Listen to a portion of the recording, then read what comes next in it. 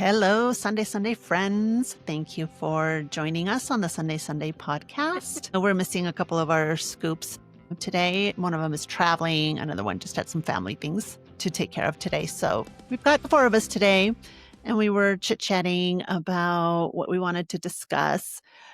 So we landed on the topic of self-care. We were talking about morning routines, how we start our days. And so that got us thinking about self-care activities. So that's going to be the scoop for today, is what we do for self-care. Does anybody want to start? I'll start because I've really been focusing on taking care of me. Erin has mentioned in some of our other episodes, we've all been reading a book called The Empowered Wife. And one of the things in there is taking care of yourself and, doing things for yourself. And so I started a 5-week pole dancing class. I paid in advance so that way, I can't quit. I've been held accountable by my own bank account. So I went to this class. And you have to wear booty shorts. You have to because your skin has to be able to cling to the pole. So you have to. And I have sensitive legs. Like I don't like my legs massaged. Even when I go get a pedicure, I don't like my legs massaged. You have to be like super gentle. My legs are super sensitive and I bruise real easily. So we do the warm-ups. I did the swinging fine. Like I could grab there, I could do the sitting position, rotate, and I could swing. But when you swing your leg around there, and then when you do the sitting position, like you have to, thank goodness I have fat between my thighs. It hurts. You have to put that pole between your thighs, and that fat's got to grab all real tight. And it hurt. I was like, I'm in pain here. And I'll tell you what, my abs hurt today. This was Thursday, okay? This is Sunday. I'm like, if I didn't pay for 5 classes, I would not come back. This woman, she's like, next week, we're going to do this. She hangs upside down and spreads her legs out. And I'm like, looking at her like, next week, I can barely hold myself up on the pole. I was like, is there any way to practice this? She was like, nah. And I'm thinking of you, Paula, because, you showed us how flexible you were when your squats and how low you got. And so actually you and I talked about this. I'm like, how did you get so low in your squats? I really need to work on my flexibility here. So, but you know what? I felt really comfortable. I will say this. I felt really comfortable. There's women of all sizes, different ages. Well, I was probably the oldest one there. Did you burn your inner thighs? No, I did it twice. I was able to actually sit on the pole twice. Wow. You have to put your hip able to hold it for 4 seconds. I'm like, these girls got some talent to be able to do this. Like I was really impressed, impressed. How did you feel afterwards? It's a great core workout. Oh yeah. I feel it in my abs and my upper arms right now. How did I feel afterwards? Like, how did I have 4 more I have to get through? That's how I felt afterwards. So you guys, when you were talking about the rubbing or the chafing, I don't know if you did this, Minu, but when you guys were in elementary school, because we didn't have playgrounds after elementary school, right? Did you guys have those stacked bars? Not the monkey bars, but there was a high bar and a medium bar. Yes. Did you guys have those? Yes. So when I was a young girl, we used to call them death drops. Mm-hmm. Did you guys do these or baby drops? Maybe. So you would sit sit on the bar, and the bar's not that thick. It's probably 2-3 inches across. And so you would sit on the bar and you would hold your hands like this, and then you would swing back and fly off the bar and land. Did you guys did you do this, Mino? Because you're going like this. I have. It's a great workout for stability and mobility. And I've done it in my PT class when I was in elementary school. Yes, I'm telling you, in the elementary school, great workout. It wasn't for workout. It was for fun. Well, yeah. At that point, it was fun. Now I think. Yeah. The baby drop was you would just dangle. You would just hook your knees over the bar and you would just dangle and you would start swinging until you got enough momentum and then you jumped off. So that was called a baby. That was a baby drop. Yeah. But the death drop is where you started sitting on top of the bar, clasped your hands and swung back. Yeah. And sure enough, and eventually one of us would fall off and land right on our backs and knock the wind out. And then the playground attendant. She'd come blowing her whistle and she's like, you girls have to stop that. And yeah, they made us stop doing death drops. But that's what that reminded me of, because if you were wearing shorts and you swung down on the bar, you'd get that rub like underneath your knees, and it was a bit painful, but God, those were fun. I couldn't never imagine myself doing that now.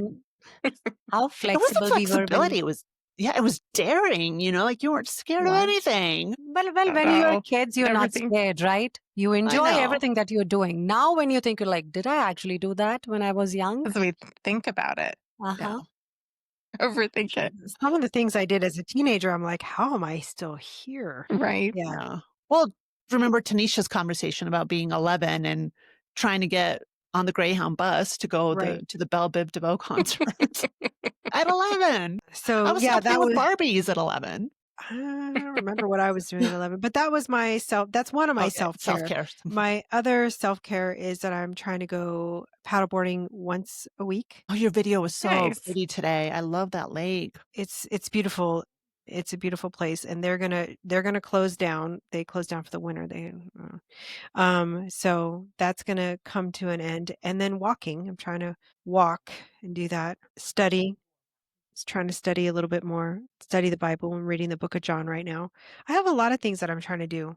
Yeah. I think it was hard for me. I was trying to make a list of things to do for self-care. And what was shocking to me was how difficult it was to make a list of things that weren't actually required. Like laundry is not self-care. Like getting the things done that you need to is not really self-care. So I really had to put some work into thinking about what are those things that bring me joy, that I really enjoy to take care of myself. So one of those things is getting out in the morning and taking a walk when the sun is rising and just being a part of the world, as it's waking up, or before everybody wakes up, I think is the way I like it. And to see the sun and just to start moving my body first thing in the morning. I've really found a lot of benefit in it, even though it's freaking hard to get up early in the morning sometimes. So that's been one of my things. And then I've also, I went on a retreat recently, a women's retreat, and it was really amazing. A couple of the women there had shared some books that they read every morning. And one of them I used to read and I kind of set it aside, but I've picked it back up again. But it's Simple Abundance and Joy by Sarah, I can't remember, Birchenbrack or something like that. I'll have to share it later. We can post it later, but a link to it. But it's a great book to start your day with, and just setting your intention for the day and grounding. Those are a couple of things that come to mind for me. And then just making sure I'm moving my body. So I really, after doing some yoga this weekend again, I'm reminded of how good it feels to actually do that and to get back into it after an injury. How was that for you? Because we started recording after your brace was off, right? Yeah. Yeah. It's, my body, I felt like my knee was like, thank you. Finally, move me, stand on me, balance on me. When you're injured like that, it's, I was in a protective mode, of guarding just because I didn't want to feel the pain. It's been good to move. Definitely not as flexible as I used to be. Got to work back to it. Didn't you lead a class? Yeah. Oh, good for you. That's brave. I need more brave. practice. Yes, I need more practice. Although it really was good for me to be courageous, and I put myself out there, and I'm reminded of how much I want to get back into practice and just feel more confident in that, because I do enjoy practicing with others. Was it a 60 minutes class that you conducted? They weren't 60. They were a little less than that. Much more practice needed. I was reminded of it's not something you can just jump back into and go, okay, everybody. I know for me, I'm most critical of myself too, but very aware of I can do better, but it's, it's why they call it practice. You gotta work at it. Yeah. Well, maybe I'll get better at pole dancing if I practice. Are you wanting to? I don't know. I think I'd not yet. Yeah. Maybe we won't know for a little while after doing it. I mean, it's not like I'm going to get a pole in my house. That's probably not going to happen unless my next husband's like, yeah, honey, you can have a pole in the house. Jennifer Lopez has one in her house, but she was also getting ready for the movie The Hustler. So, oh, that's right. That was a fun movie. Yeah, and she's 60 years old. So, I mean, if JLo can, anybody can. Exactly, right? I have enough. I can afford a personal trainer to come to the house and teach me how to pole dance. put me on a Get on diet. that pole. Right? All right, Minu, what about you? Self-care. Well, self-care has always been part of my daily routine. I wake up around 4:30 a.m. every morning, Monday through Friday. Wow. The first 45 minutes are very important to me. I first reset my breathing. I do 10 to 15 minutes of breathing exercise. I reset so that, my brain is calm, my body is aligned with my breathing. Then I just pray, I manifest, I have a lot of gratitude of how my day was and what I would like to see. I think it just helps me to stay grounded. I am a big believer of yoga and, you just do your own body weight exercises versus, of course, lifting heavy is great, but yoga definitely helps with flexibility, mobility. So I do about 20 minutes of yoga and then I sit down, and the first glass of water I drink, I try to energize that water because that's the first thing I'm drinking. And water has molecules, water has energy. So all that helps me. So that's my self-care, which I do How in do the you 45 how do you minutes. I'm sorry, Mina. How do you Mhm. energize the water? Can you tell us about you do Oh, it? yes. What I do is, you all know that my belief is Hindu. And once I'm done with my prayers, and I have some incense that are lit, oil lamp that I lit, and so there's a fire element next to the water, and you just pray, manifest, and thank, and just talk to the energies around you, and let the water sit. Let the water sit. Like for me, I sit in front of my temple. So there is fire element, then there is my God that I believe in, and then there is my own energy. So you let the water sit there for a few minutes and then you sip it slowly as if you're drinking a hot coffee. And it really helps. It really helps. It's awesome. That's awesome. I remember that movie, What the Bleep Do We Know? Do you guys remember that Yeah. movie? Like, I don't know, it was Yeah. 20 years ago. Part of the movie, they talked about the water crystals and how if you bless the water and speak loving words to the water, the molecules look different. And if you tell it it's ugly and dirty and, all these negative things, how that changes the crystals. So I don't do exactly what you do, Minu, but when I drink water, especially if I'm drinking like tap water that doesn't always taste good, I say like a little blessing over the water. Mhm. Like, oh, you're so perfect and clean, and thank you for hydrating me. And I drink it. So that That's was great. interesting that you said that. Talk to the water. Talk to I talk to water. the water. And swear it works, just when you have your glass. Hey, little sweetie pie, how are Yeah. you? Something, just One of something our happy. Look friends, at the water. Yes, it yeah, helps. one of our friends, it's related to this. Have you guys ever heard of the rice experiment? Um, Yes. so we did like 3 cups of rice, 3 different cups of rice, cooked rice. And one of the cups you speak lovingly into it, just kind words, positive energy, just give it like so much love. And then the next one, you just ignore it. Like Mm. just act like it doesn't exist. Don't pick it up. Don't touch it. No energy at all towards it. And then the other one is unleashing, I guess, what can be considered negative emotions. So like anger and just terrible words and all the negative. And then over, I don't know how long we did it, like maybe a week or 2 weeks, I don't know, but we did it with the kids. And so they would practice this every day with the 3 cups of rice. And then you just put like a little saran wrap over the top. And then each day the rice starts to change. And so the one that had all of the negative emotion to it, it started to like mold and just get really, really gross. The one in the middle that was ignored, it smelled, I think that was the one that smelled really sour. And then the other rice that was, you had loving words to it, it didn't have any of those other effects. It almost had like a sweet smell to it. So it Wow. really, it's a fun experiment to do, like seeing it visually like that, but it makes you think. I remember in that movie how they were talking about how, think about what that does to your cells in your body. Right, even because when we're you're like thinking those 90% water, thoughts. right? Mhm. Yeah, when you're thinking those negative thoughts or positive thoughts, how that affects you, or when you're hearing them from other people. Mhm. Yeah, that's Emoto, Dr. Emoto Matsuri, I think. Have you guys seen those, the images of the water crystals and the Yeah, I have. positive energy? And they look like snowflakes, like beautiful patterns, and then the ones that have Yes. negative words are like really weird shapes. And Distorted and yeah, yeah, so neat. So neat. Such a good that's cool. reminder. That's really cool, What Minu. I'm gonna try that in the morning.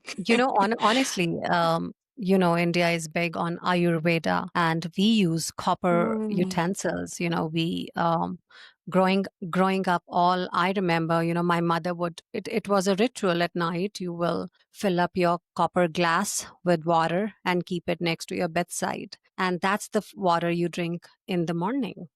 You know, because kind of helps balance all the doshas. I don't know if you know about that. We have Mhm. different doshas, whether it's the heat element or I don't know how to even say it in English. So it's, vata, pitta. So there are different doshas that that's how the body is made. So it's like whether you have a heat element more or whether, some people like sweat. So that's why we store water in copper utensil, and that's what we drink in the morning. And if you don't have copper utensil, you just fill up a glass of water and leave it outside for under the sun. So, the sun Mm. energizes the water. So there are different ways to energize the water, and that's what you drink. One, I mean, I prefer to start my day with that holy water so that it keeps my mind stable. But there are different ways, and whatever your belief is, and try it. It works. For sure. We were That's talking about copper. interesting. I do the tongue scraping in the morning too with a copper Me tongue too. scraper for Yeah. Ayurveda. Yeah. I have a tongue scraper, but it's not copper. Get a A copper huge one. difference. Get the extra Super benefits. delicious. Yeah. Try the. I was just talking to somebody about self care. I have a self care workbook. I've had it for like 2 years. I need to find it and probably dive into a little bit more and see what that's all about. Uh, I think I might be on the right path. And also too, I think, just being with people, sometimes I heard another podcast today and they were talking about when you're taking care of yourself. I mean, you should always have self-care. When you're going through things, people think that being isolated is a good idea, that it's Mm. shameful to heal in front of people. And, you don't want to cry in front of people. You don't want to break down in front of people. But when you have a strong group of people, when you can be like that. And that is very healing and it is very powerful to be with people. And when I was around you guys, that weekend for my birthday weekend, and when we recorded, when you guys left, like the energy just kind of went like from here to like here. Like I cried when you guys left, Oh. you know, because your energy was so healing. And when I went back home, I came back with like a full cup, and I think self-care also involves the people that you are around and the people that you invite into your space. The pastor said something today. He said you can be in the right room with the wrong spirit. And that is Mm. so true. And I think for the most part, I'm in the right room with the right spirits. And I feel really blessed to have the right spirits in my space, because that definitely is self-care. Hang around people that drain that energy. It kind of brought me to a woman many years ago. I was dating somebody and she's like, "Oh, I bet you $100 I can get him to be with me." And I'm like, "Why would you even say something like that? Why would you even, I'm first and foremost, I'm dating him." But that negative, she was like cancer. She used to say things all the time, like to challenge and like make bets on ways that she can prove that the people who were in my life were not good for me or whatever. And I thought about her today. Like the cancerous people I have had in my life, I just don't have those people anymore. And I'm just really grateful. Really, Definitely. really, yeah. I think you've probably all heard that. It's saying that we become like the 5 people that we spend most of our time with. I don't know if it's 5 people, but something to that effect. So we have to be very careful and very particular about who we allow into That goes back to my Absolutely. favorite quote in the Bible. Bad associations spoil useful habits. I told my kids, over and over again, who you hang out with you can be the most godly person. You can be the most honest person. But if you're hanging out with people who are robbing the liquor store or shoplifting or whatever the case may be, there's a good chance that you're going to get pulled into that nonsense, even if it's by association.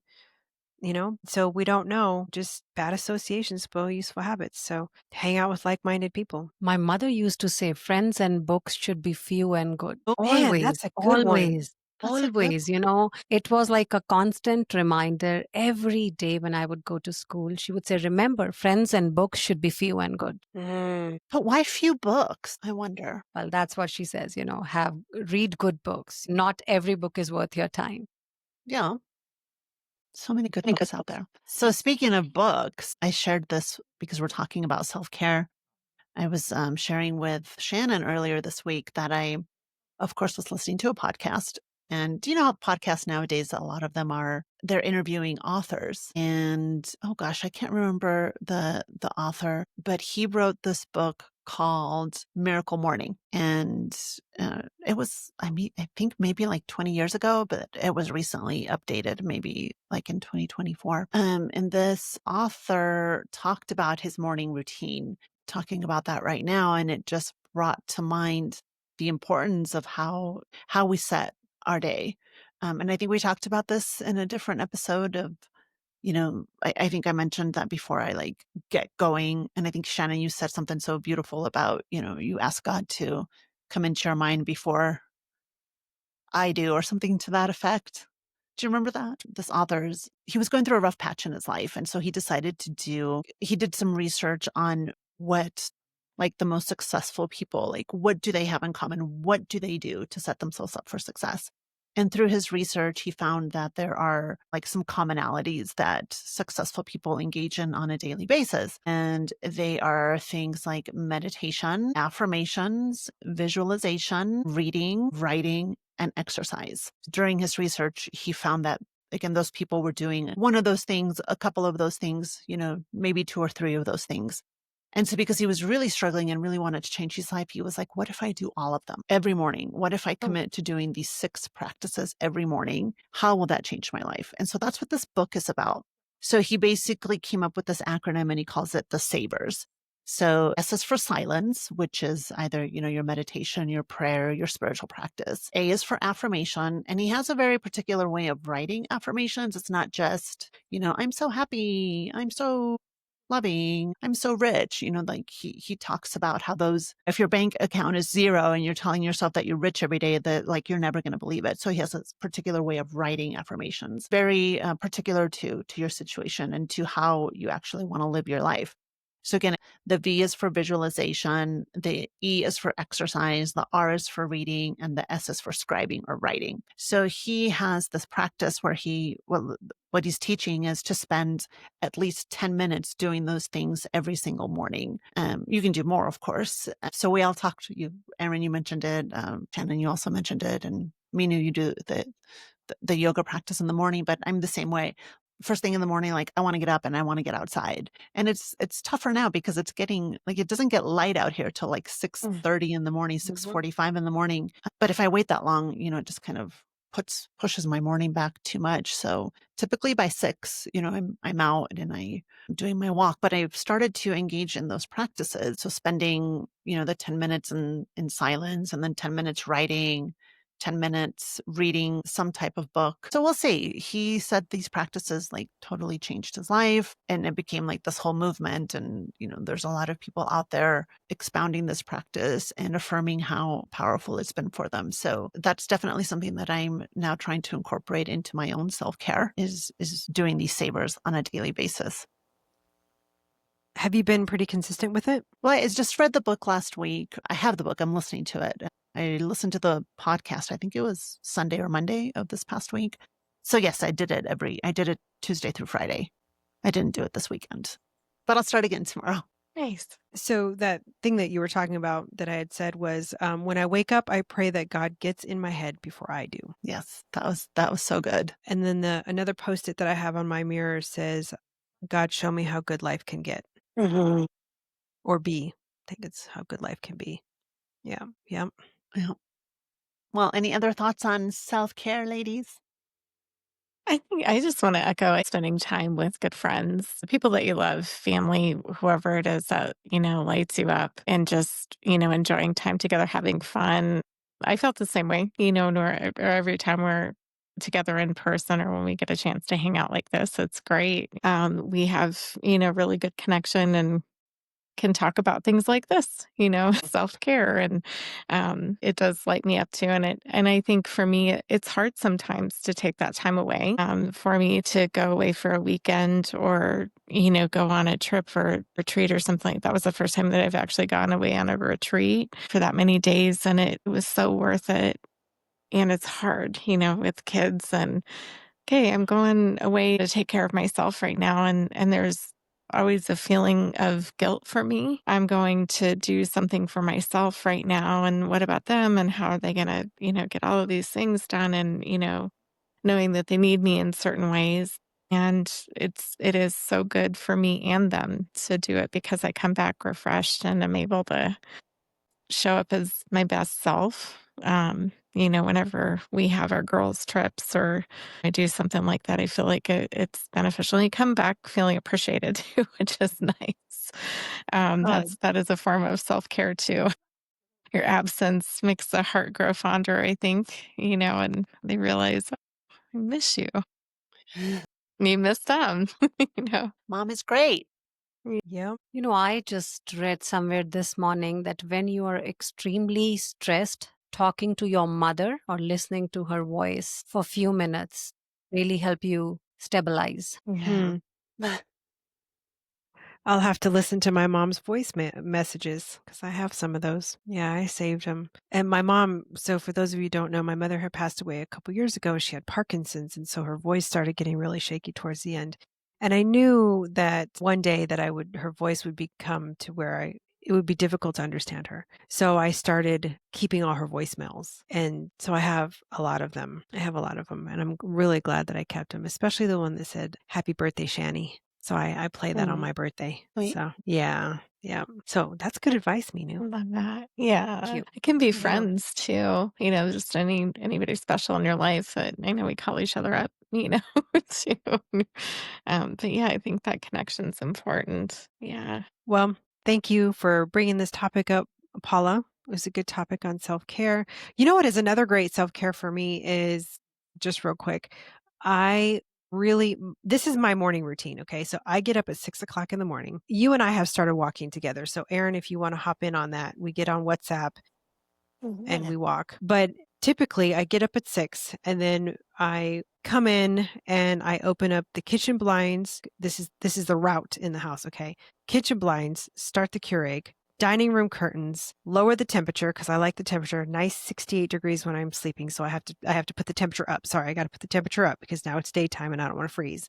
Then I open up the blue curtains and then I head back in and I brush my teeth and I do all my morning stuff. So by the time I'm done with that, the coffee's done. Then I go sit out on the front porch and I do my readings with Savvy Scoop. We read 2 books.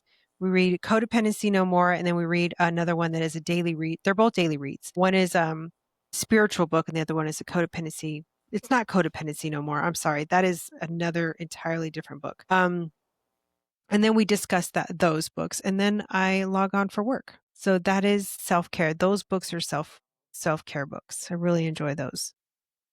Having a routine. I think having a routine is important. Routine. I go to bed at 11 o'clock every night and I wake up at 6. Having a routine is important. Wow. I I'm know. like, you know I what? can't It's stay past up that late, 9:30. Janet. Enjoy the Stillness. silence. There is Yes. silence for me all day long. So I get it all No, I day. have kids. Yeah. All right, ladies. Well, this was a fun conversation. Does anybody have any final thoughts? No. I'm just gonna keep implementing my practices in the morning and the evening. I know we chatted about it again. Yeah. An evening routine is just as important. We could have a whole other conversation about that. All right, friends. Well, thank you so much for joining us on the Sunday Sundae podcast. We will see you next week. Mwah.